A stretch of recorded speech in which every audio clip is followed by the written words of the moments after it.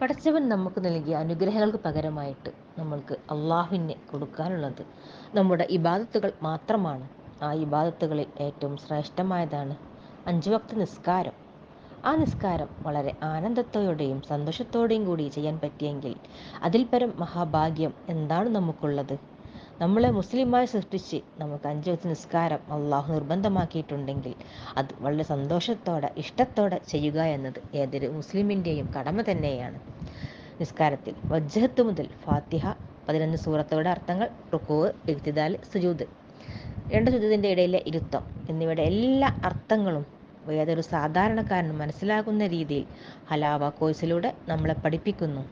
എത്രയും സിമ്പിളായി നമ്മൾ പഠിക്കുന്നതിലൂടെ പിന്നെ നിസ്കരിക്കുമ്പോൾ നമുക്ക് ആ അർത്ഥം നമ്മുടെ മനസ്സിലേക്ക് വരികയും വേറെ ഒരു ചിന്തയുമില്ലാതെ വളരെ നല്ല രീതിയിൽ നമുക്ക് നിസ്കരിക്കുവാനും സന്തോഷത്തോടെ നിസ്കരിക്കുവാനും റബ്ബിൻ്റെ മുന്നിലേക്ക് നേരിട്ട് നിൽക്കുന്നത് പോലെ നിസ്കരിച്ചിട്ട് അതിൻ്റെ അർത്ഥം പറഞ്ഞ് നിസ്കരിക്കുമ്പോൾ നമുക്ക് വല്ലാത്തൊരു അനുഭൂതി തന്നെയാണ്.